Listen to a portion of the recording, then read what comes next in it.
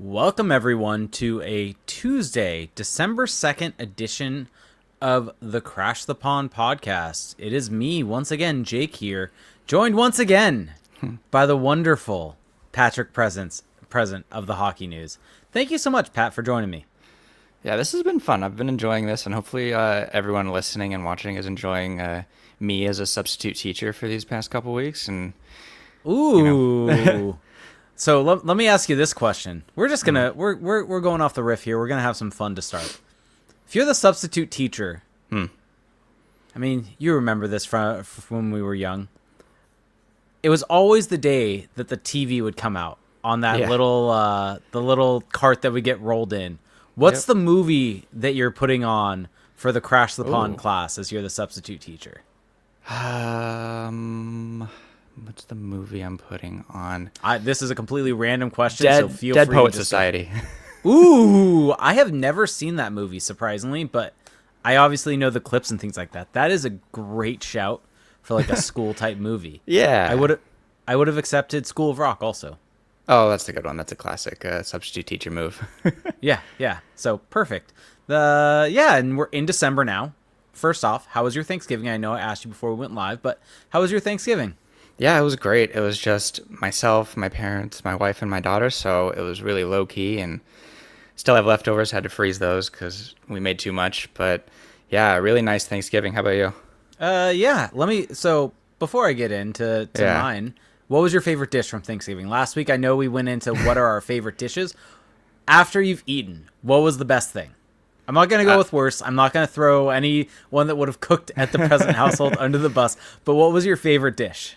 So I made some pretty killer candy yams, but I think I liked the best was cranberry sauce because my daughter made it. Like, I made it with her, but we made it together, and that was like a special moment.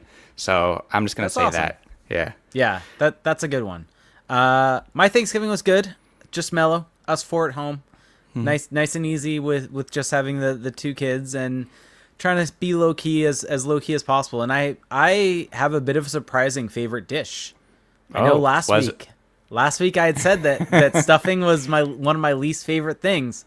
I went ahead and I made my own stuffing it was breakfast sausage, some bread, and then just all the other stuff that goes into stuffing, and threw it on the smoker for about an hour.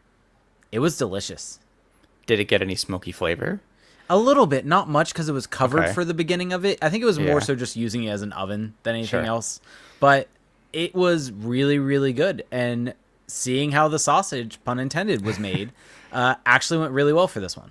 Wow. We're growing up. Yeah, exactly. Look at us trying things and doing things. Thank you.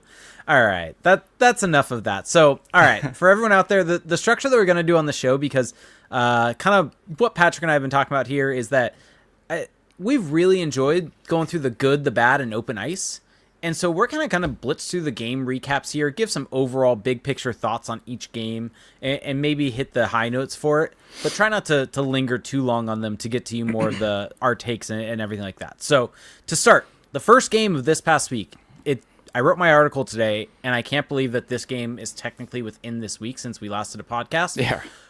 But the Ducks lost to the Vancouver Canucks on a late winner from the Canucks, or I guess a late winner, and then there was an empty netter and then a garbage time goal also from the Ducks. But the game ended up at 5-4. What was your kind of high-level thought on this game and kind of some quick takeaways from it? Yeah, this was the game where I think they announced Dostal was day-to-day. Yes. They called it day-to-day at the time. At around morning skate, they announced that. So we knew Mrazek was going to start. I thought we talked about how they got off to like poor starts in the past, the past week, but this one was not like they came out hot. They came out attacking, but again, two big mistakes and they're down 2-0 all of a sudden. And then it was kind of a back and forth game, at least from my vantage point, exchanging chances. But then just more catastrophic mistakes at key moments. It was what really, cost them the game in the late minutes there. And Vancouver pulled ahead 4-3 and then sealed it with an empty net. And even though the Ducks got that last goal to bring it to 5-4, it was too late. Yeah, agreed. I mean, that's kind of my take on this game also, as well, is that Mrazek started. I don't think he was necessarily horrible in this one, but I don't think he was great either. But this was a game where, yeah, the Ducks, it felt like they had control. I don't think they did a whole lot with it when they did have control, though. And then it was back and forth after that point in time. And then they end up losing the 5-on-5 battle and expected goals for percentage. And the Canucks are not a great team at 5-on-5 either. And so this was a game where I think you wanted to see the Ducks come out and dominate. And I think that I was a bit hopeful in the beginning that they were doing that. And then they kind of fell back to their old ways, like you said, with their catastrophic defensive errors coming to the front. And that's something that kind of we'll talk about. By the way, I completely forgot about this, so this is bad on me. Before we get to the next game, though, we need to talk about the Victory Plus game last goal prediction and how that is going, because, oh man, it has been bad. I think dude? It's so hard. So just to recap, against the Canucks, I went Carlson. I don't think I got any right looking at this. I know I didn't get any right. I know looking at this, Felix got the Blues one right. So Felix has gotten one right. And then I don't think you got any right either looking at it. So this is so ridiculously difficult. But what I can say is, from looking at some of the who has been the goal scorers, I feel like picking a top 6 forward is a very safe bet in this. So let's just get our predictions out there for this. For those that don't know, Victory Plus is running a prediction game where if you pick the last goal of the game, you end up getting a streak. If you get multiple games in a row of getting someone right, you win prizes. I think after 2 games in a row, it's a $50 gift card, and then it goes on and on from there, where if you get 10 straight, it's $10 million. So go to victory.com/streaks to check that out, or open the Victory Plus app on your phone or your app, or go to victoryplus.com and go to your account. And every game day you can add that. You can check it out also for mine and Felix's picks on Twitter each time, but we'll go over them real quick right here. And Patrick, I'll get yours as well. So tomorrow's game against the Utah Mammoth, I'm going with Leo Carlson in this one. I'm just, I'm going chalk. I'm doing that. Felix is not going chalk. Felix has decided to just go off the beaten path here after getting one right, and he is going Ryan Poehling. Okay. Who are you going with? Well, there goes that streak for Felix. I'll go Carlson also. I like that move against Utah. Thank you. And then against Washington on Friday, I'm going Cutter Gauthier. Felix is going Troy Terry. Who are you going with? I'm going with Chris Kreider. Okay. I like that one. I think he's gotten the last 2 in a row. So that's a good pick. Against Chicago at home, this is the one where I'm going with a little bit of the off-the-rails pick with Pavel Mintyukov. But the reasoning behind it is it feels like he's been put out there in high-leverage defensive situations lately.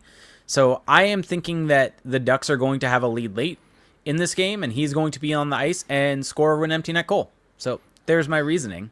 And Felix has picked Alex Killorn.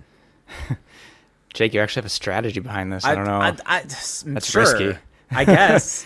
Beckett Seneca. Okay. Felix is in the chat right now with the Crash the Pond account and says Poehling gets an empty net goal.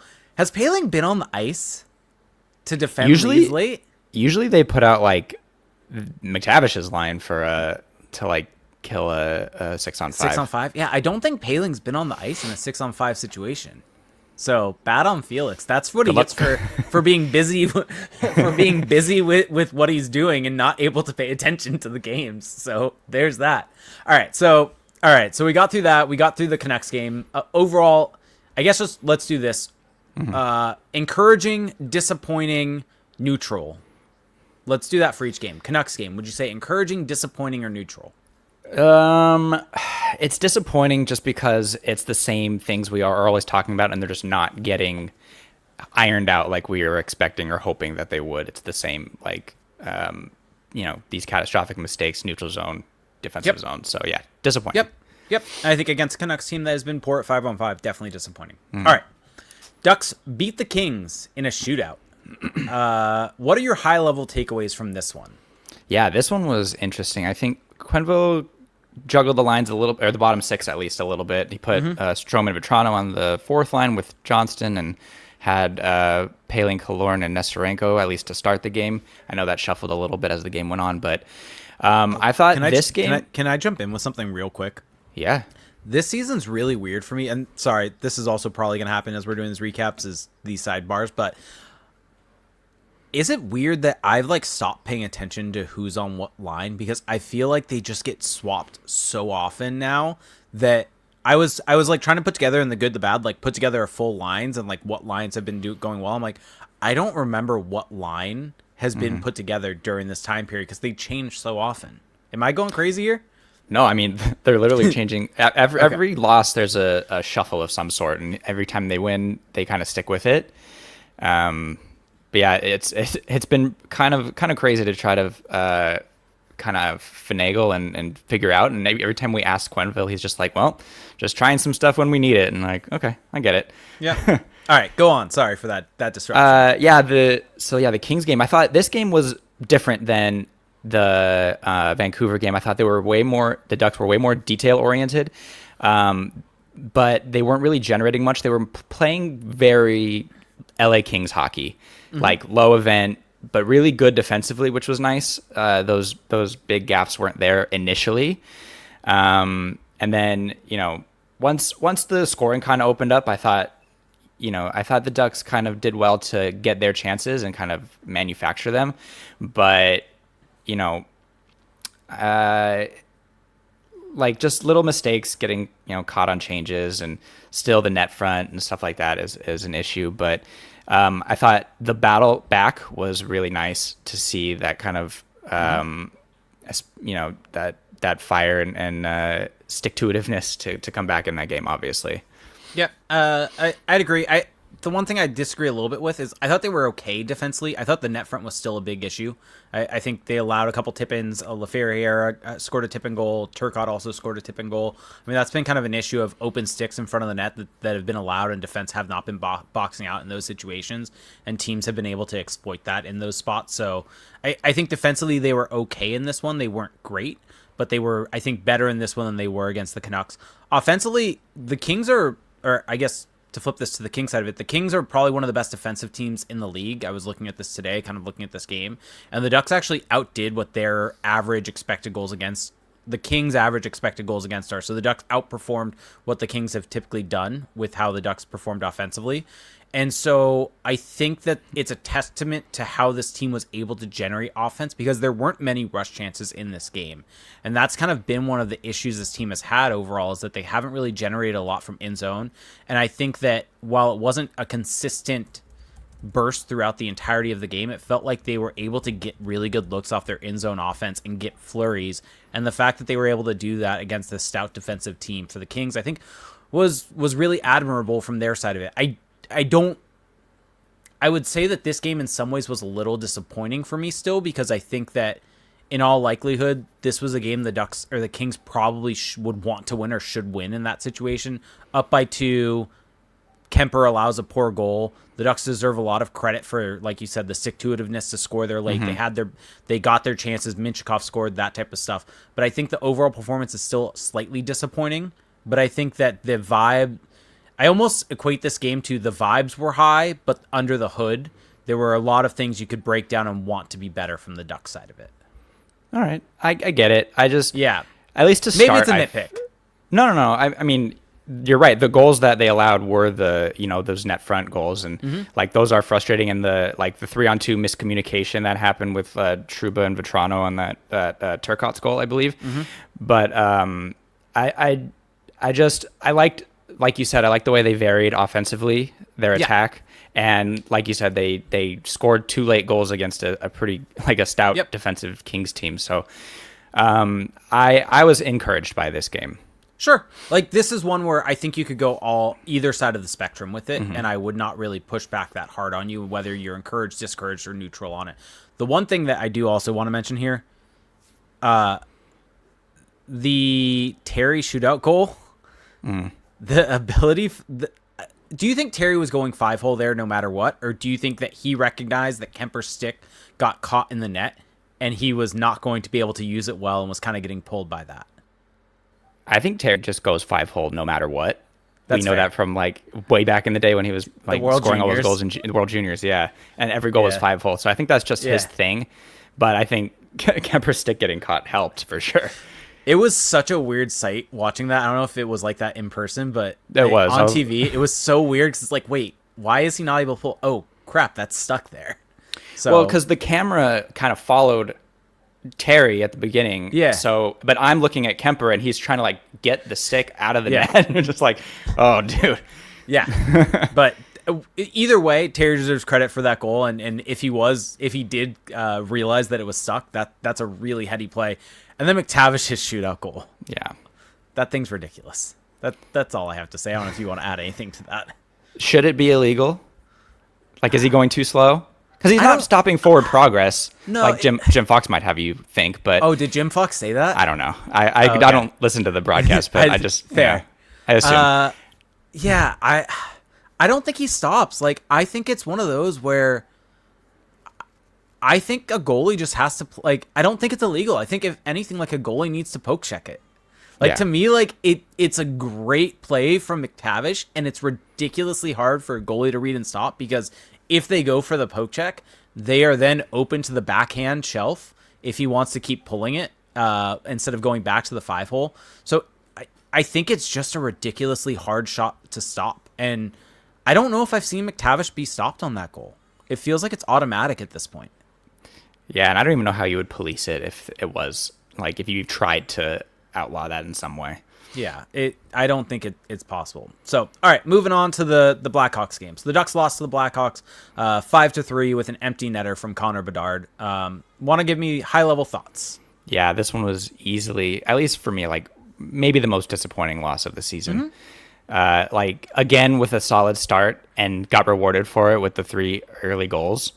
And then kind of, I don't know if the numbers will back this up, but like it seemed pretty low event, and they, just like the 2 power play goals that Chicago scored, plus that 1 5-on-5 goal, the 2-on-1 with Bedard. I thought both teams were kind of a little stingy and not generating the chances they probably would have wanted. I think maybe the Blackhawks got the better of them a little bit, and I don't know if that could be score effects. But the Blackhawks probably got a little better, the 5-on-5 numbers in those situations. But and then just another just late gaff turnover, and Bedard ends up wide open in front, and nothing Husso can do on that one. Especially he that was the game where Mrazek left, and then a couple minutes later that happened. So that was a huge bummer. Yeah, I'd agree. I mean, this is for sure disappointing. I think maybe I was harsh now looking back on the Kings game. I would say at worst that's probably a neutral game from the 5-on-5 play, just because the Kings are a good team, especially if we're judging the Canucks game as disappointment. This game I think is for sure disappointing. I think one of the things that the Ducks have done well so far this year is I think when they've gotten leads, they have done a good job of kind of continuing to push the pace. And I think in this game, offensively, they really kind of went just flatline basically from an offensive perspective after they got the 3-0 lead. They weren't generating a ton of great looks. They had a few here and there. It's actually interesting because Evolving Hockey at 5-on-5 had the Ducks winning this, but as compared to HockeyViz actually has the Blackhawks winning this game at a 5-on-5 from the expected goals perspective. Largely determined, from diving into it a little bit, is just kind of there's one chance in the second period that was close from Ryan Poehling and one late in the game by Beckett Seneca that were in tight, where Evolving Hockey has it as a very high level chance, whereas HockeyViz does not. Regardless, though, either way, like this was not, I think, a great game. I think that even if you go off the Evolving Hockey model of this and view it as the Ducks had the better of the chances at 5-on-5, I think you can certainly look at this and say defensively they were better, and I think this was one of their better games. But they did still have their massive gaffes that happened, and I think to kind of put this forward slightly is that they're now going to be without Dostal. They're going to be without Mrazek likely. They're going to rely on Husso for the next 2 weeks essentially. Like, you can't have those gaffes anymore. Like, you have to be stout defensively, and especially giving those to Connor Bedard, that's gonna end up in the back of your net. And so, this was for sure a disappointing game, I think, for the Ducks. And so, yeah. What did you think watching Connor Bedard kind of take over that game? He's so good. Yeah. There's been so many people, and I think some people probably listening to this included, that have wanted to dog on Connor Bedard because of how good Leo Carlsson has been. And I don't think you necessarily have to put one of the two down. I think you can appreciate how good both of them are for the differences between them. But I think at the end of the day, Connor Bedard was the number 1 overall pick in that draft, and one that all Ducks fans wanted in that draft, and rightfully so. And he's showing that still, that he is a game-changing talent. And that's not saying that Leo Carlsson is not that, but he is just so special. And I think if you step back and try to remove any fandom from watching that game as a Ducks fan, I think you can just appreciate how good of a player he is. And we're starting to see him kind of take the next step in his game. Yeah, he's been getting a lot of crap the last 2 years. Yeah. 2 60-point years, by the way, on pretty bad teams. And it's nice to see him kind of, put a team on his back. And if it wasn't the Ducks, I'd be, hyping him up a little more. But, put the team on his back and beat, one of the top teams in the Western Conference, and kind of showed some fire, showed some dog. I thought, he impressed me a lot in that game. Yep. And he always impresses me, but yeah. Yep. All right. Now jumping into the final game, the game against the Blues where the Ducks won 4-1. What were your high-level thoughts on this one? So this one, this was the 11-7 game. They got more back into the lineup. They scratched Strome, scratched Nestorenko. It was Husso again, obviously. So the lineup stuff was really interesting, and we'll probably get into it a little bit later, but the way that they adjusted especially the penalty kill units, I thought was needed. And we saw how that kind of bore out. But as far as the game flow, got lucky with a couple of soft goals given up by Binnington. That's one way to put it, yeah. Again, I like the way that they came out attacking, not sitting back and letting the game come to them.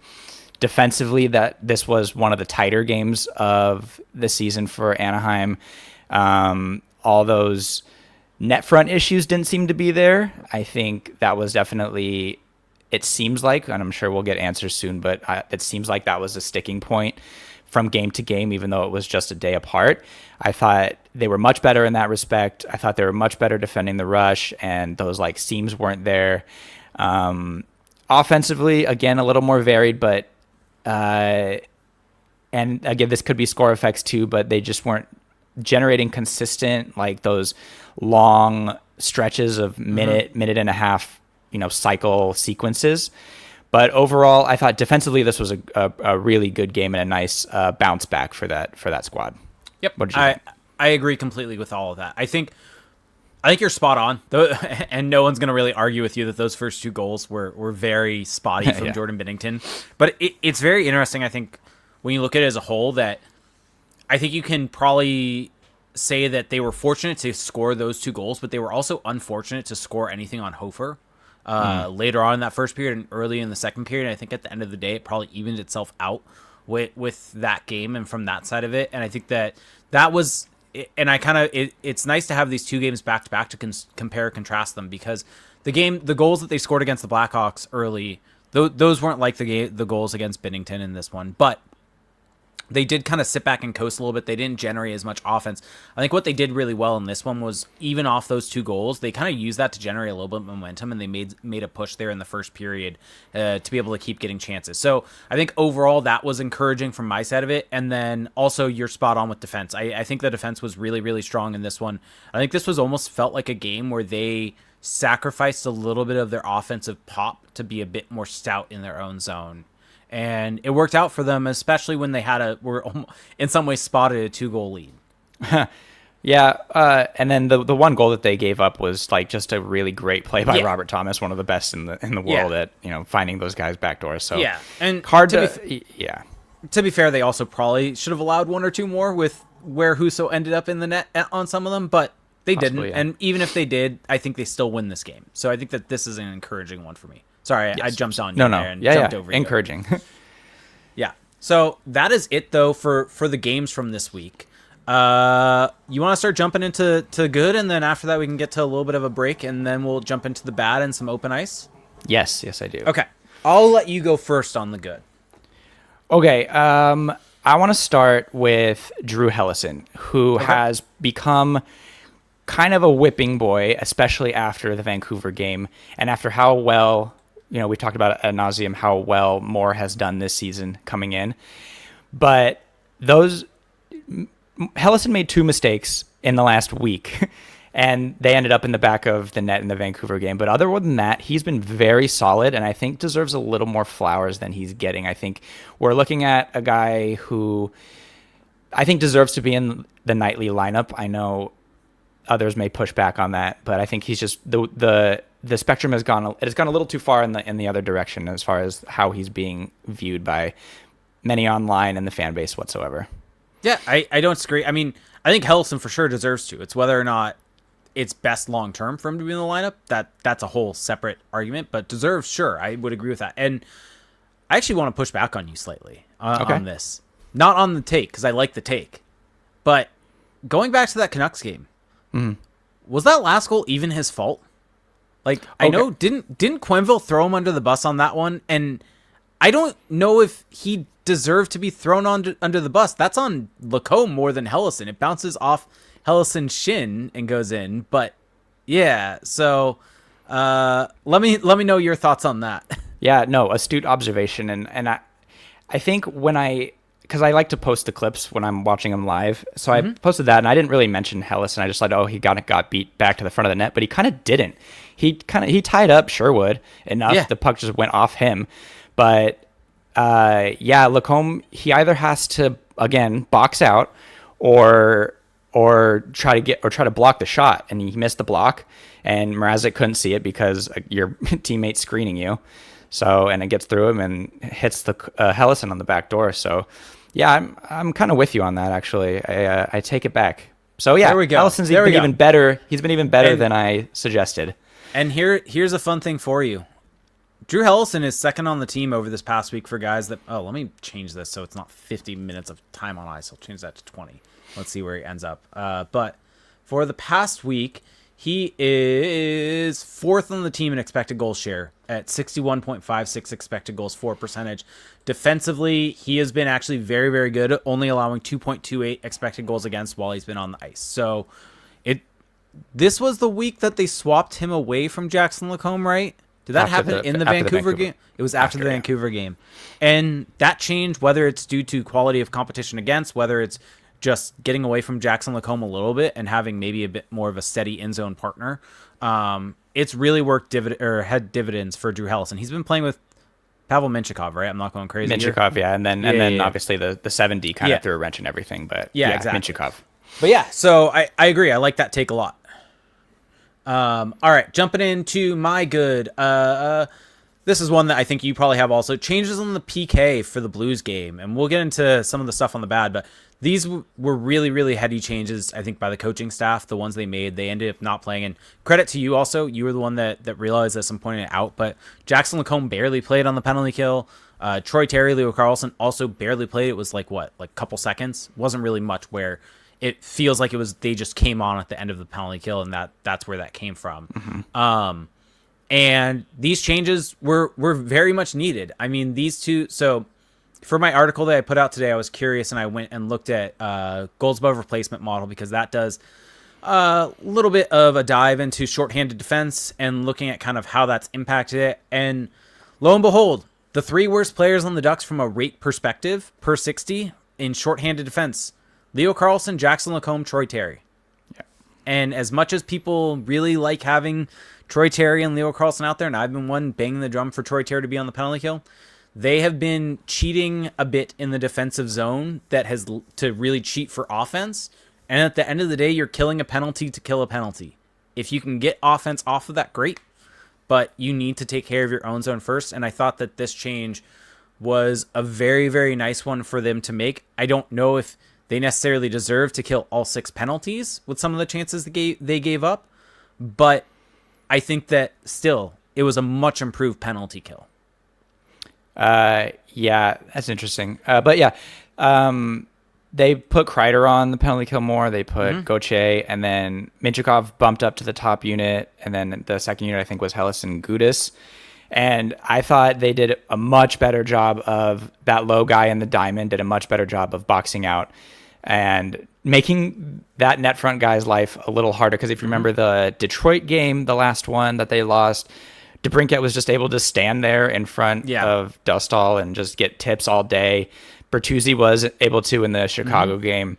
And now, especially, I noticed Radko Gudas was just like making that guy's life hell, which is, kind of your job in that situation. And then, you're right. I think Carlson and Terry, I don't want to put their PK chances to bed just yet. I think they can still be good penalty killers. Yeah. Maybe not together. Maybe put one of them with a Killorn or Paling or something. But yeah, probably not together. They are cheating a little bit too much and a little overzealous and their pressures on the wall. So yeah, I really liked the changes and it kind of worked out for them. Yeah. How many more pluses do you have or goods do you have? We don't need to hit all of them, but I have 3. All right. Let's have a quick word from our sponsor and then we'll get back and get to them. So here we go. This episode of Crash the Pond is sponsored by BetterHelp. That's betterhelp.com/crashthepond. We talk a lot about the numbers on the show, the stats, the trends, all the data that helps explain the game. But the mental side of hockey is just as important, even if it doesn't show up on a spreadsheet. And the same goes for life outside the rink. Therapy can be a huge help with that. When I went through a rough stretch in my own life, talking to therapists helped me see things differently and learn better ways to cope. It's a space where you can work through stress or tough emotions, gain perspective, and start building healthier habits. And it's not just for people in crisis. Therapy is really a tool for personal growth and self-understanding. BetterHelp makes getting started easy. It's an online platform that connects you with a licensed therapist and includes tools like journaling and daily group sessions. Just fill out a short questionnaire and get matched in as little as a couple of days. And if the first therapist isn't the right fit, you can switch anytime. With over 7,000 reviews and a 4.5 rating on Trustpilot, BetterHelp is a platform people trust. Plus, BetterHelp accepts HSA and FSA cards, so you can use your benefits before they expire. If you're thinking about therapy, go to betterhelp.com/crashthepond or choose Crash the Pond during signup to get 10% off your first month. That's betterhelp.com/crashthepond because taking care of your mental game matters everywhere, not just on the ice. And this episode is also brought to you by NordVPN. So NordVPN is a great service out there. It's easy to use. It's a VPN that will help mask your IP address and allow you to kind of take sports wherever you go. You can safely access your favorite streams and other content from home, no matter where you go. Easily switch your virtual location to access apps and websites in other countries. Get access to social media and other services not available due to various censorship and local blackouts and everything like that. It's also great for your cybersecurity and privacy. You can shield your online activities from your ISP or hackers monitoring your connection. You can encrypt your connection to make public Wi-Fi networks safer. And NordVPN is just easy to use. You can connect with one click or enable an auto-connect feature for zero-click protection.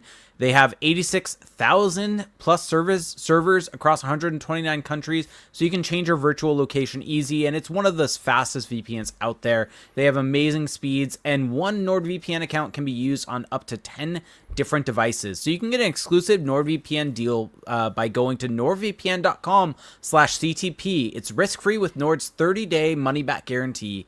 You can check out the link in the episode description. So thank you to both of those sponsors. So, all right, hit me with another one of your goods. Okay.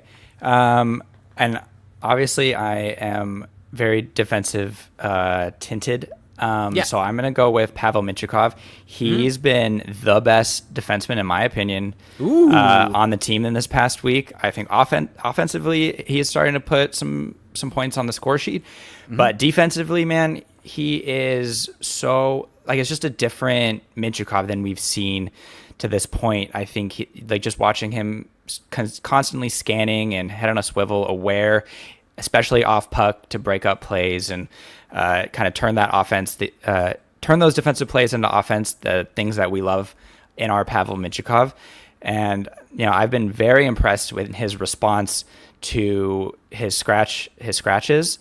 And I just want to shout out Zach Kavanaugh for a second because he talked to Gudis. I forget when, but he talked to Gudis about like what the messaging has been to Minchikov since that, or kind of what conversations have been like. And Gudis completely had his back and kind of put it on the agent, that maybe the agent kind of put that out there, like, oh, basically put the blame on the agent, which I like from a captain in to have a player's back like that.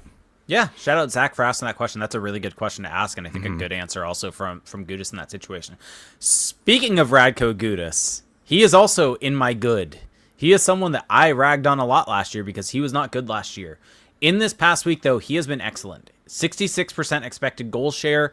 I think it feels like this season he is not going out of his way to make big hits. It feels like he's playing in the quieter game that 2 years ago made him very successful.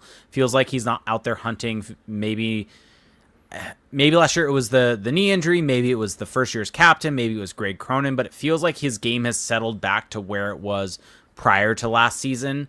And it feels like he's just kind of playing his game again. I think you're right that on the PK net front, he looked really, really good. And it showed. I mean, this past week also 1.73 expected goals against per 60 for him. And this is for a Ducks team that has really struggled defensively. And kind of looking at that, I really like this decision to swap him and Hellison, because Jackson Lacombe, for as good as he can look offensively and has been good at rush defense, do I want to go this far with it? Save it. Okay, I'll save it. Yeah. I'll save it. All right, you have it. So we'll save that. But Radko Gudis, that swap was a good one to put him with Lacombe. Radko's been great. Okay. Yeah, I mean, no, you nailed it. Like, I just think it's nice that it just seems like last year might have been a blip, and that's really encouraging for this squad. And you're right. He's playing well, much more within himself, I think. Yeah, I got two more. How many more you got? We can go quick on them. One is just quick, and it's just that the bad starts seem to be gone, which is great. I think that seems like also another little blip. Hopefully they're past that. But the one I wanted to touch on more was that they're becoming just way more varied offensively. They're not specifically a rush team, and especially with the top players, I think Carlson, for as good as he is, was kind of we talked about it, that teams are kind of keying in on him and trying to take away his rush ability just all the way from his own zone. But I think he's kind of switching up his attack and using his wingers a bit more, but also he's keeping his feet moving on the cycle more and getting to the net more strategically and looking for tips like that. And also like working pucks high in the zone, attacking downhill, things like that.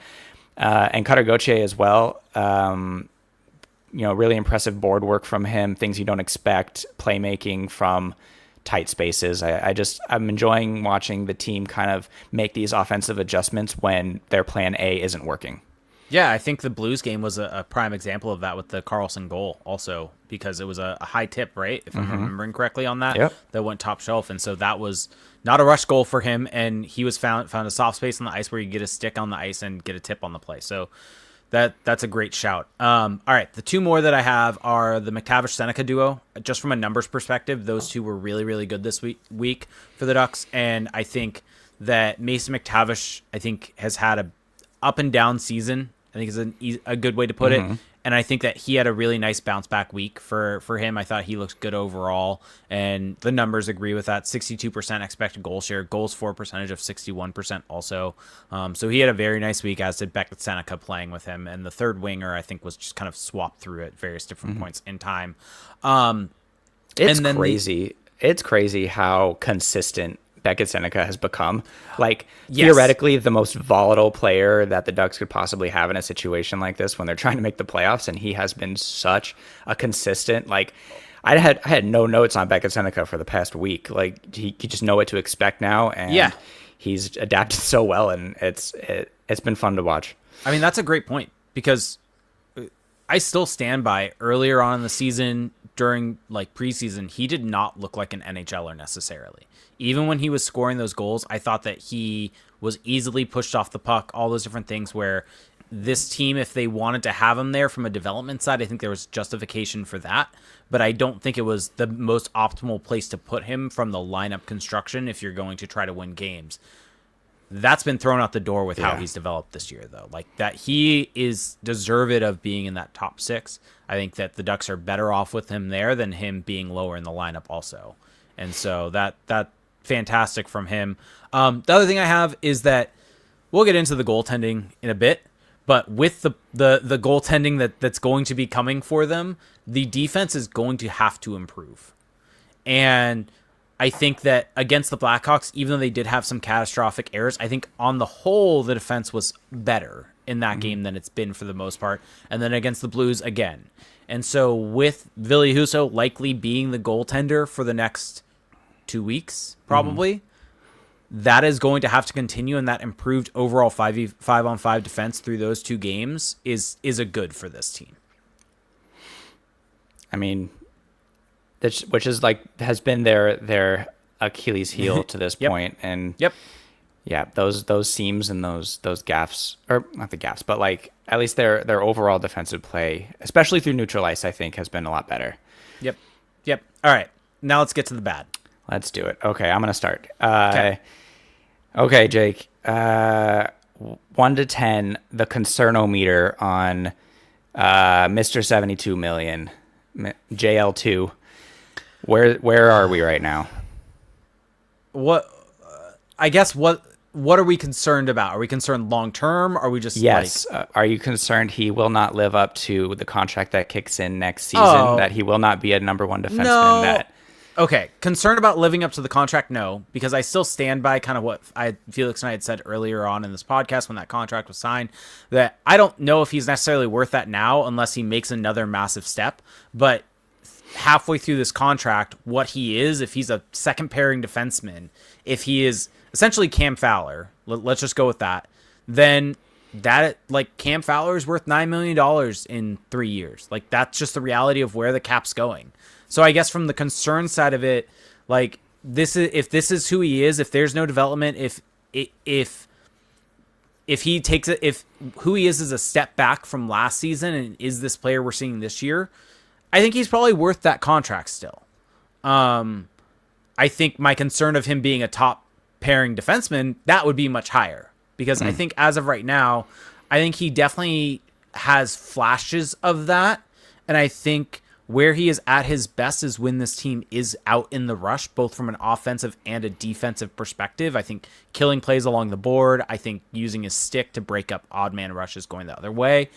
But where he struggles mightily, I think, is in-zone defense and probably in-zone offense as well. Like, I think that is not neither of those are necessarily strengths of his. So where are you at? I'll put it back on you. Where are you at concern-wise? I'm going back and forth because I think in my head I need to reconfigure what a $9 million defenseman is. Because next year he's going to be the 12th highest paid defenseman, barring more extensions or whatsoever. But he's still such a volatile player. He's still so prone to these mistakes that you just don't want your number 1 defenseman to have. But like you said, we do know how dynamic Jackson can be. And yes, defending the rush and joining the rush is, really special. I want to see him better. Like, he's a big guy and he's worked really hard to kind of become a better defender. But I just want to see it at the net front, especially. I think he's defending with a stick a little bit too much. And I think he has the skills to do both and angle better, things like that. So I'm going back and forth. It's about a 5 right now, but I think the Cam Fowler shout kind of puts me a little more at ease, because basically what Cam Fowler signed a $6.5 million deal so many years ago is probably around the same cap hit that Lacombe just signed for. Just off the top of my head, I'm not sure what it is, but I am looking it up. If you can, okay. I'm looking up percentage of cap on that contract. So give me a sec here. I'm a little concerned, but also a $9 million defenseman tomorrow when tomorrow, but meaning next year when the salary cap ceiling is $110 million or whatever, 9% of the cap isn't so bad. Yeah. So here we go. Jackson LaComb's contract is 8.65% of the cap, and Cam Fowler's last one was 8.18. So close. Yeah, close. Not bad. Yeah. So I realistically, I think $9 million is going to be fringe top pairing, second pairing guy. It's a number 2-3 realistically, and I think that's probably what Jackson LaComb is going to be, even if this is just who he is. Felix and if that's Felix just chimed in YouTube. If he's a 2-3, then go ahead. If he's a 2-3, then I think we're in a good spot because he's still a very good player, and we've seen how good he can be and how dominant and dynamic he can be. Yep, I would agree. All right, now my bad. Special teams play, specifically before the Kings game, the penalty kill. Like it's just been rough overall. The penalty kill specifically has not been great. They've allowed a bunch of goals. They're kind of middle of the road actually from an expected goals against perspective. But I think that things definitely had to improve. And so kind of this is a little bit of a flip and a push off what the good was. But the bad is just the special teams were so bad that they needed to be able to make a change from that. I think that the swap that they made was a smart one. One thing I wanted to bring up, though, another player that's logged a lot of minutes on the penalty kill but has pretty poor numbers is Jacob Trouba. I wonder if you try to find a fourth defenseman that's not Trouba. So just for full clarity on this, Radko Gudas is the best defender on the penalty kill with a plus 1.78 shorthanded D per 60. Minchikov is the next one, also being at over +1. Drew Helleson is also positive, and then Trouba is negative. There's no way that Trouba won't be on the penalty kill just from a stature perspective. Like, there's no way that's not going to happen. But I would love to see Ian Moore get a ride out there and see what happens instead of Trouba. I mean, yeah, he killed a lot in college. I know that. He's a big kid. He's mean. Trouba's an enigma. Like, sometimes the stats, the underlyings will be good, and I'm just like, I don't see it. The eye test is bad. Other times, like, he's just frustrating to watch because he's so non-traditional the way he defends, and he defends with his stick a lot more than you'd think, and he's just late on his rotations a little bit, which kind of leaves him vulnerable. And kind of, especially on the PK, when the puck goes from the opposite side, the weak side, to his strong side, he kind of challenges a little too high, and it can leave that net front guy kind of vulnerable. Yeah. I wouldn't mind seeing a switch, but I mean, after killing 6 in a row, I don't think we're going to see one. No. But off of that, I will say, to stay out of the box, man. Like, way too many penalties, too many avoidable ones, stick infractions, just being a little bit too late, not moving your feet, things like that. It is just really frustrating, especially when it worked out, but in a game where you're trying to chase a lead, or you're down a couple goals and you're trying to get back into it, and you take these penalties, it's going to kill any kind of momentum you want to have. Well, and even same thing kind of on that discipline here also against the Blues, right? You're up in that game and you're taking so many penalties consistently, but like you cannot put yourself in that position. And I know Darkwing Duck saying like St. Louis game had some horrid officiating, and I'm not one to really ever get into good or bad from officiating because it just kind of is what it is. And I think in reality, you just can't put yourself in those positions. That is more so my view of it overall, is that if you are taking a penalty, it's because your stick is in a spot where they are going to see something to cause a penalty. Like the Alex Killorn one, for instance, I think that was the Blues game where he just straight up like swings around and slashes the guy in the hands. Like that's such an easy call. Like these are just things that you cannot do. And so you cannot put yourself in those spots to have those calls against. So discipline is definitely another negative for me. So thank you for that. Yeah. Right, you're up. Okay. I just have one more, and the power play. We touched on special teams a little bit, but most of the penalty kill, I wanted to talk a little bit about the power play. They ran that one give and go. I forget which game it was with Carlson, Terry, Kreider. That little trio was a really nice give and go. But they struggle so much after entry when they dish the puck to the wall, and they are just swarmed upon, and their first and second options are taken away either at the point or low. that puck carrier has such a difficult time finding anyone else open at that point. And back to the wall or not, like they need to keep those pucks moving. And it's really just frustrating to watch them not be able to set up, because once they do set up, they can create some chances, especially with their firepower. Yeah, agreed. Another bad I have is goaltender health.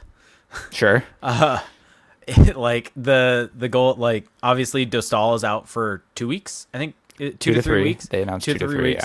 Yeah. And then Mrazek got hurt in the game against Chicago, so they are now relying on Ville Husso. He has been fine, and he was good last year for the Ducks. But I did want to bring this up. Over in any of the seasons where he has played more than 10 games, I guess if you want to say Detroit in 23-24, he played 19 games. He was 2.3 GSAX in that one. It's really only his very first season of being a starter in St. Louis in 21-22 that he was good. He had a 14.14 GSAX in that season in St. Louis. Then went to Detroit, was really bad in his first full season in Detroit. And then after that, any like consistent run of games for him, he has not been that great. And so this is not necessarily indicative of how he's played, but I would say if they are having to run Ville Husso out for, I'm trying to look at the exact schedule, but if we say that let's go 2 weeks, puts us at, the first game was last Wednesday, right? And so that would mean that they would be playing the Mammoth, the Capitals, the Blackhawks, and the Penguins. So 4 more games without him at best. Yeah. At worst, they are going to then play the Islanders, the Devils, the Rangers, and the Blue Jackets. So 4 more games after that. So they could be anywhere, maybe 8+ games without Lucas Dostal. We don't know how bad Mrazek's hurt, but it did not look good. It's going to also be, there's a back-to-back on the 15th and 16th, and Vyacheslav Budiets is the backup goalie now. And so realistically, if the Ducks can get to the 15th and one of Dostal or Mrazek comes back, that would probably be ideal. But for the time being, like Ville Husso is going to have to carry the load and play the next potentially 8 games for this team. And that is a big concern for me, because while the Ducks have been this high-flying team and have been an entertaining team, I don't think without Lucas Dostal, we would not necessarily be talking about this team in the same manner, or they would not be talked about in the same manner, more so from a national perspective, because their record would not be as good as it's been. Yeah, Dostal has papered over a lot of their flaws, Dostal, and just being able to outscore their problems. But now they have an extra problem they're going to have to outscore. And if this defense and the way that the team defense is performing as a whole is the norm, then they have a lot more problems to outscore now. And we're going to get into it a little bit, I'm sure, with a question, but the grace period for learning the system and learning your teammates and stuff, we're 25-ish, 25 games into the season, and sure, and like that's out the window now. You are what you are, you know what's asked of you and everything. That grace period's gone, so it's time to really iron out what's been plaguing you as a defensive unit. So yeah, I mean, this is going to be a critical stretch for them from the defensive side of it. Let's get to open ice, unless you have any more negative that you want to hit. I don't. All right, let's get to it. What are your open ice? So for the roster as it's constructed right now, I liked the 11-7 and the way that they utilized the rotations, because they kept the top 6 together. And they kind of rotated the bottom 6 with more. And if that's the way that they would approach it, I wouldn't mind that. If they need to get, some defensemen less ice, Ian Moore some more ice, and that way you kind of also getting your best forwards out on the ice more often.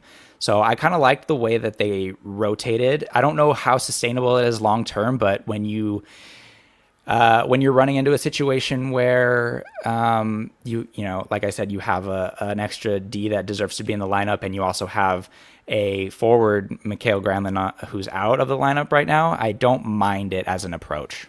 Yeah, I'd agree with. I think overall, I'm not the biggest fan of 11-7, but if we're discussing whether Ian Moore, like I think 11-7, if it's utilized to get like a veteran older player in that is not that great or things like that, like I think that's rough. But if you're talking about running 11-7 to get Ian Moore in the lineup, and the discussion is Ian Moore or whoever the forward that's being scratched is, then I think there's an argument there. I think my issue with this 11-7 is I think Ryan Strom's been particularly good.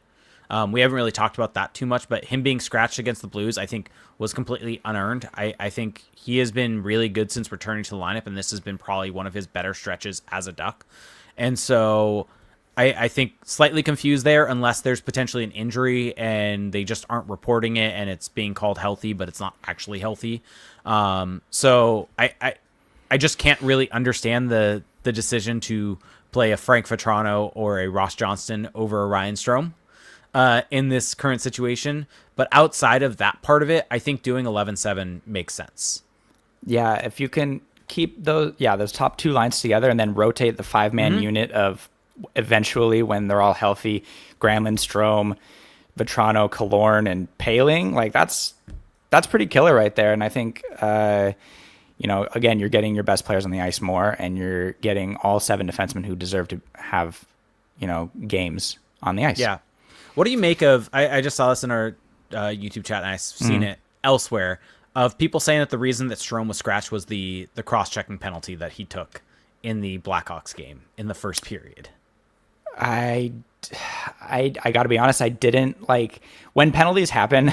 I kind of just fast forward because I watched the road games on replay. So I see a penalty, I'm just like fast forward to when the PK starts. So I didn't really see it.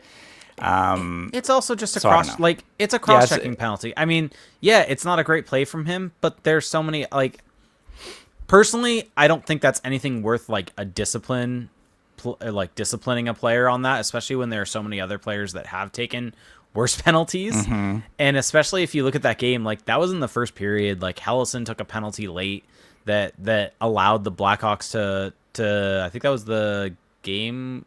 I don't know. I think that was the game-winning goal or no, something like that. Regardless, there were plenty more penalties within that game that it's weird to focus on a player that's played well. So yeah, that's my view of that. I do want to say Ryan Strome has played very, very well, and so has Killorn minus that turnover in the Chicago game. Yeah. And Darkwing Duck, this was not meant to single out you. I've seen that take elsewhere also, so that's why I wanted to bring that up. All right, my open ice. I don't know. I'll go with this one. Do you see a thing about the Olympic ice size? My open ice are just all random, where I guess the NHL was not aware that they were doing a different ice size at the Olympics, but I mean, it turns out it's like this. It's a little bit wider and like 3 feet shorter, and it seems like it's just because they're doing it off of meters instead of feet. It feels like much ado about nothing to me, but it was entertaining to see. Yeah, I don't know if there's anything to take away from that. There won't be much strategic strategy. Maybe a foot and Canada a half and the U.S. each zone. Well, that means, you know, they're going to take bigger, stronger guys, and no, I don't think it'll really matter so much. The only thing I'm wondering is if it's going to come out of the neutral zone or going to come out of the offensive zones. Like, where are they going to shrink? Yeah, because it's going to get shorter by a foot and a half on each side, basically. But maybe the ratios will be the same. I don't know. Yeah, maybe. Or maybe it's that. So there's that. Anything else open ice wise from you? I have a question. Oh yeah. So we talk so much. This podcast so far for this 59 minutes has been very defense centric. What is the Ducks' biggest need? Like if the Ducks were to, you know, make a move at the trade deadline to improve, I think a top 6 forward. You still think a top 6 forward, even though I think a top. Because I don't think that the defensive issues are necessarily a defenseman-driven thing. I think in some ways it is an overall, because like I think that the defense gets better when a Alex Killorn is on the ice, for instance, and so I think that he is able to make smart plays, hold the puck up, things like that. And I think for as good as they are at getting out in the rush and playing really well, I think having another top 6 forward that is maybe has the similar offensive pop, but is a bit more responsible defensively, I think that could go a long way for this team. Interesting. Okay. Yeah. I'm just because I'm like, I see that a lot, and every time a forward is available, or we think that is going to hit the market with whatever, Jordan Kyrou, Philip Forsberg, Artemi Panarin, so on and so forth. I would love if the Ducks got any of those guys, but they are one of the highest scoring teams in the league, and it seems odd and one of the worst defensive teams in the league, according to underlyings, that would be the area where they need to improve on the trade market. I mean, so it seems a little counterintuitive. Yeah, it definitely does, but I feel like the defensive issues don't stem from the defenseman necessarily. Like, I think there is certainly an issue there of net front, for instance, but I also don't think that. I don't know what you upgrade on the defensive side. Like, at a certain point, like, you can't just add roadblocks, right? Like, the only way that you add a defenseman is if you move out Gudas or Trouba, and they're not going to do that. Yeah. So that's I guess the issue there. From if you want to upgrade the defense. All right, let's get to questions. So we're going to start with ones from our Patreon Discord. So go to patreon.com/crashthepond to get access to our Discord channel. So we're going to do this one. Let's see. I'm trying to remember when the last time we recorded so that I can backtrack slightly. Okay. This one works. D. Frenzy said, has Trouba finally come back down to earth? He was looking amazing for the first 10 to 15 games of the season, but recently I've noticed his game slip. Last hockey scorecard was almost -4. I know Felix says not to put much stock in these numbers, but eye tests look pretty bad as well. I think so, a little bit. I don't know. Like, he was playing really, really well, despite some of the things that I don't like about his game. He was making it work. And now it just seems like, I don't know, maybe just the pucks are going in now when he's on the ice. But hard to say. I think he's been pretty much the same. And yeah, that's what I'm going to go with. He's been the same, but the pucks are going in now. So the numbers do say something a little different. Interesting. I had this up and I had it as a bad, but didn't have time for it. Jacob Trouba was the worst Duck this past week from a 5-on-5 expected goal share perspective at 29.58. He was on the ice for 5.32 expected goals against per 60. Ooh. So over this last and that is just over this past week, these 4 games that we talked about. So Jacob Trouba, while he was on the ice, was just having a ton of chances going against. So there's that. So I think there is something to this of an underlying number side of it and a eye test perspective also. All right. Shake and Wing said, why are the special teams so bad? I think we went into it a little bit, but a lot of it was personnel. Yep, agreed. Felix, co-host of this show that has abandoned me and is in the YouTube chat and confusing everyone by being the Crash the Pond account, said, question for the two of you. All of last year, we bemoaned the Ducks' man-on-man defensive system as being the wrong fit for the roster. Now they switched to a zone, yet the defensive results have been just as poor. How much of that can be attributed to needing the time to adjust, or at a certain point, is it time to question the defensive talent on the roster, or is this still a coaching issue? On the flip side, how much of switching to the defensive system has enabled the offense to thrive more, and is that a worthy trade in the meantime? Wow. Okay. Lot there. Yeah, a lot of questions. But I want to focus on the last part because the reason why. I mean, I personally just don't like man-to-man coverage. I didn't like playing it. I didn't like coaching it. I don't think it feels like a waste of energy. Mm-hmm. But regardless, I think it definitely didn't fit for this roster and the rosters of the past. And a big reason why we're seeing this uptick in offense is because, yes, these young players are taking a step, and the acquisitions have been good, I guess. But the biggest reason, in my opinion, is that this system is catered to reserve energy, to take away the middle, and then to cause turnovers and then jump on the rush, which is where this team thrives on paper. And like we touched on a little bit, the kind of grace period for adjusting should be over by now. We are over a quarter into the season. So that's again another reason why I just asked you what their biggest need is because it might just be a roster thing at this point. Like a team defense. I don't like one of the we talked about it a little bit, but one of the things that those net front defensemen do is try to jump in front of their assignment and try to get a block on a shot. Because if you miss that block, then pretty much you're guaranteeing a goal. So it's a little bit a mix of everything in that question. But I ultimately land on, yes, I would take the exchange of offense for this poor defense right now, because I also think that the defense can be ironed out eventually. I think there is a potential there, and I think we've seen it in flashes, definitely, where they're getting used to it. I mean, we saw it in the 5 games where they played against really good teams, and that was, I thought, where they were going to be tested, and that was their best stretch of the season, was when they played. It was like Vegas and Dallas and Winnipeg. Like, there were a lot of really good teams in back-to-back-to-back, and they did really good over that stretch to really limit those defensive errors. I think you're spot on. I think the system is set up, you're right, for that. I think they get into trouble when they try to jump out, and essentially when they sniff a turnover, they are jumping out of the zone right away. And I think that in some ways is what causes the extended zone time against. And once they are caught out, they never really are able to get the puck back and go to it. And so I think you are fine with this trade-off to a certain extent, but I do think that at a certain point you do need to shore up the defensive game a little bit. I think that you want to be an offensive team. You want to get out in the run and get out there. But I think that just like we were talking about with the penalty kill, right? It's a little different at 5-on-5 because you need to generate offense versus the penalty kill. It's kind of gravy if you do.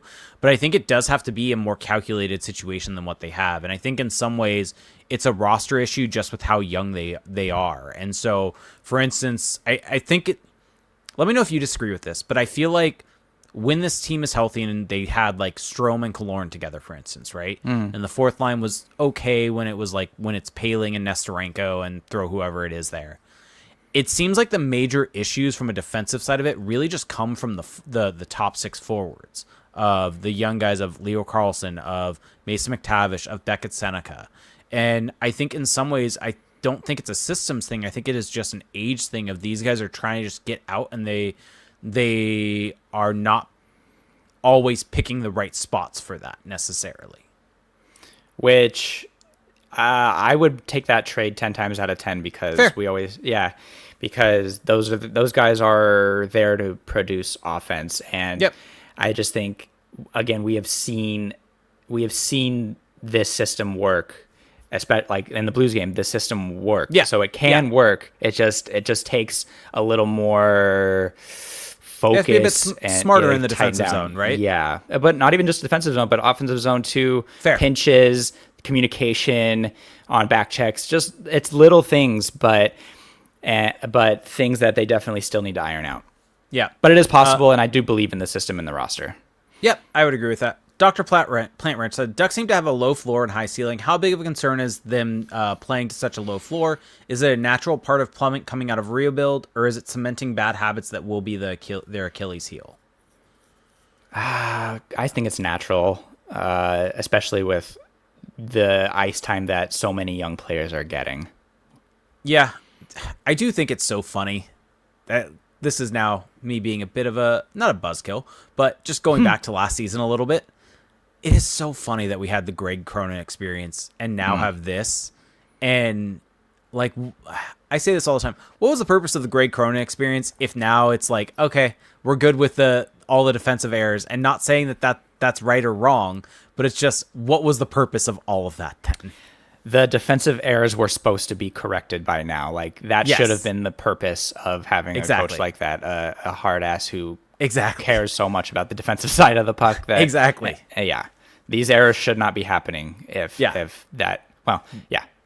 shouldn't be happening. Yeah, and that's not really an indictment of the current coaching staff or the current players. I think it's more so an indictment of Pat Verbeek for me personally in that sense, because it was his coaching hire, and so it's, if you're going to do that and then have these issues, that in some ways kind of goes back onto you a little bit there. So, Derek Lee, your compatriot at the Hockey News, said, Ian Moore comes back in and doesn't look like he's missed a step.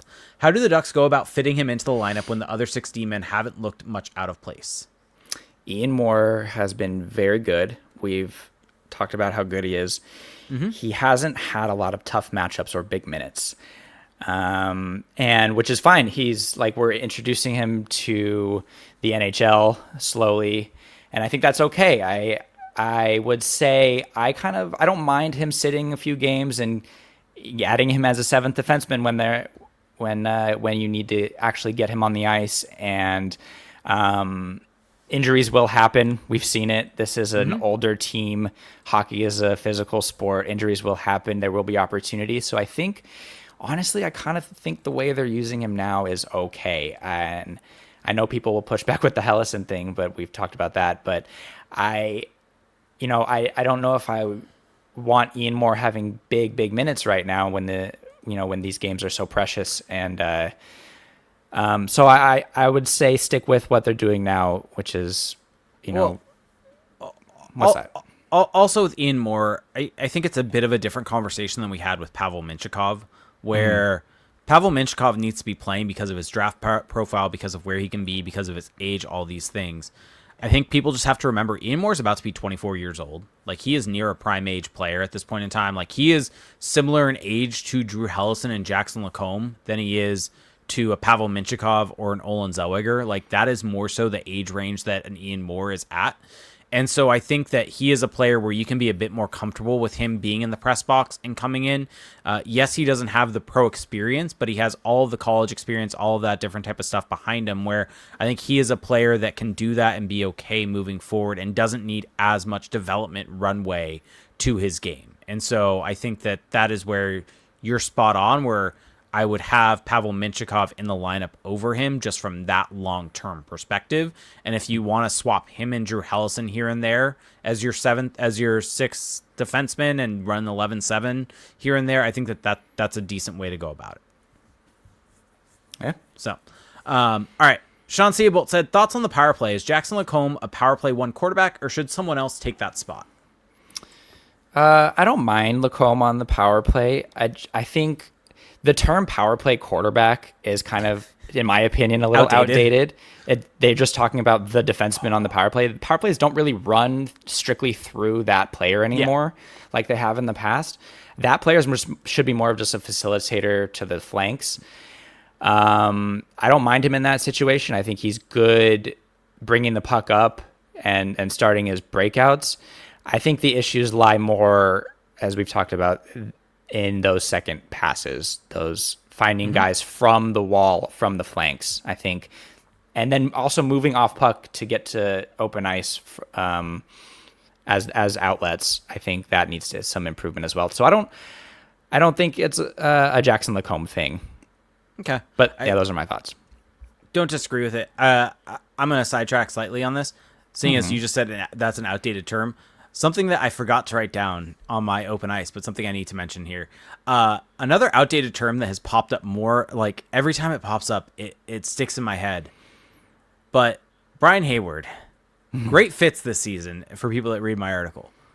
But it is something that annoys the hell out of me when he says a butterfly goaltender.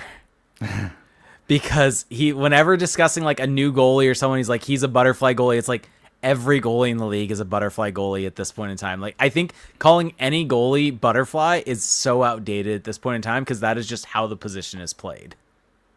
Fair, yeah. Like it's just something that claws at the back of my head briefly. So you saying power play one quarterback being outdated, that popped in my head. So Drake Duquesne asks, what does Leo's contract look like if he puts up 100 points this season? Oh God, 12, 13. Cooley got 10, and that was before the season, right? Or early in the season. Yeah. I think it's, if they're lucky, it's an 8x12. But yeah. Probably 8x13. Yeah. Like, this is your franchise player. This is going to be, like, he's the face of Swedish hockey. Like, he's if he puts up 100 points, he's getting a ton. Yeah, he's the reason you rebuilt to get this player, to get, so yeah, it's 12, it's 13, it's 14. I don't know. Yeah. And I think what everyone has to remember is you're paying for what he's going to become. Like, if he puts up 100 points this year, the argument is that he's going to be a 100+ point player over the course of this contract. And where the cap is going, where everything's going, like that is worth a ton. Like, is it crazy to say that you could use Draisaitl as a comparison? In what way? Like, if you were saying that if he's at 100+ points this season, he can essentially say that is it's a leg to stand out on, but that is the player that I am going to be at from a point production perspective, and I should be paid in that same range as a Leon Draisaitl because you are getting my prime age years for that.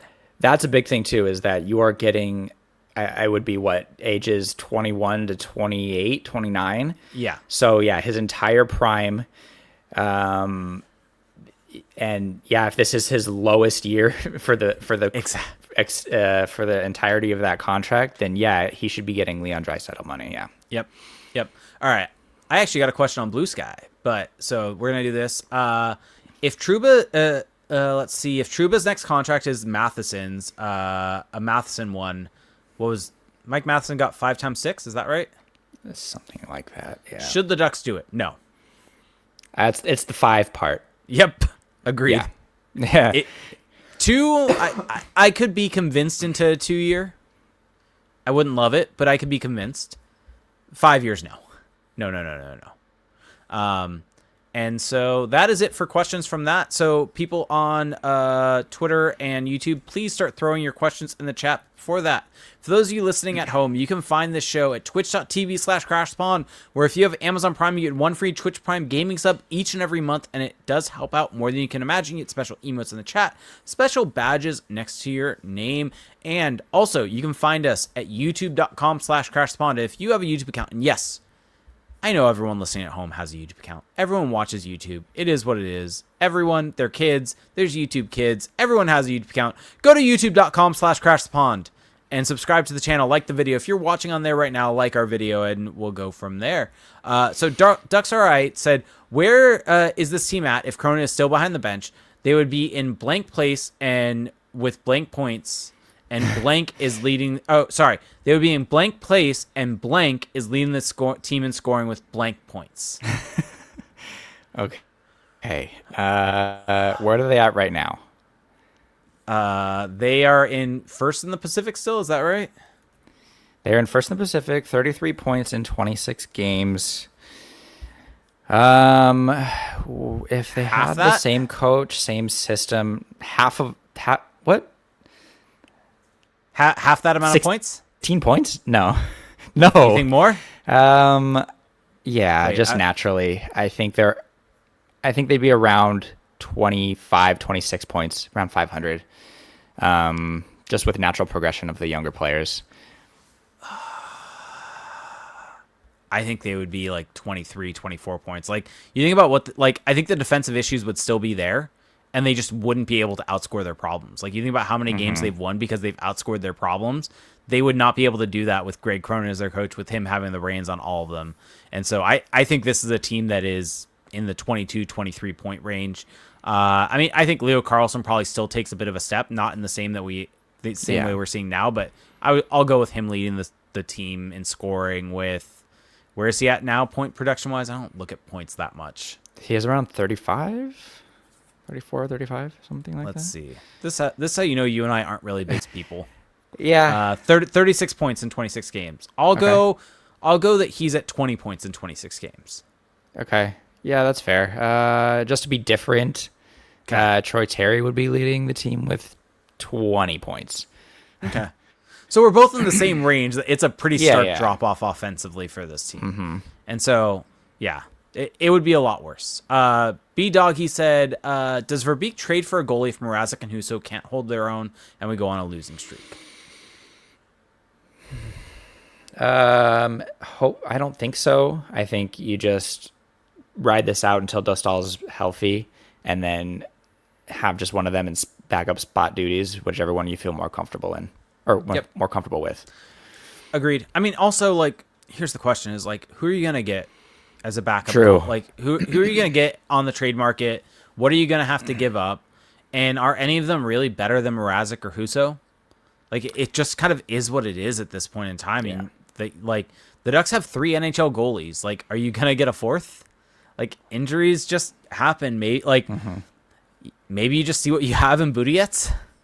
Like that's the break glass in case of emergency, but kind of like, I mean, look at the Canucks. They were playing. Well, I don't even remember that guy's name. Oh, dang it!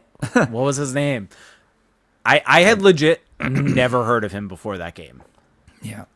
So, like, teams have to do this, and teams have to go deep. I mean, Calle Klang played goal for the Ducks a couple years ago. I remember the Ducks during their heyday. I remember, like, Eero Tarkki randomly playing a game, Timo Pielmeyer. Like, this is just kind of what happens when goaltending injuries happen, and I don't think you necessarily trade assets for any guy in that situation. If you can get someone off waivers, sure, do that. Like, last year with the Ducks getting Reimer, and then you just put them on waivers again. But, like, you don't go out and you trade assets for these guys. No. So, all right. Let's see. I think that's going to do it for us tonight. So, anything that you want to touch on, or are you good to go? Anything fun? Anything different? Okay, so I am a bit of a defender of Dallas's look. Their current setup. Okay. They busted out their new thirds the other day, and I loved them. And now I'm in the camp of that should be their primary look. I love that logo. I wanted to dislike all the green. I'm not like a huge fan of. I'm more a fan of like traditional striping and stuff like that, but the star outline at the bottom, the green popped against the black. I love that look, and I want that to be their primary.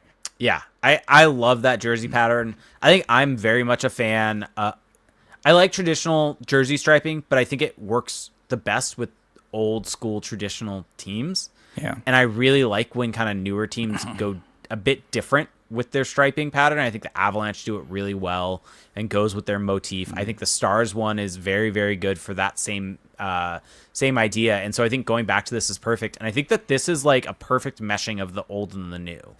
Like this is, I think what the Ducks are trying to do with their current look of going with the old and the new, going with the new old logo with the new colors. I think that the Stars are like, this is a perfect use of that, of just a bit of a change with the green and the silver and not having the gold in there, but it works so good. And that should just be their look all the time. So yeah, great point. I was blown away, and I was surprised at how much I loved it because I've defended Dallas so much. I wonder what a white would look like. Would you still have the green outline, or would it be black? But whatever. I thought that was a great look. Yeah. Oh, now, man, there are so many teams that could just have better jerseys in this league. I have one more thing. Yeah, go for it. So we were having a little bit of a discussion about this in Discord, but divisions are way too big.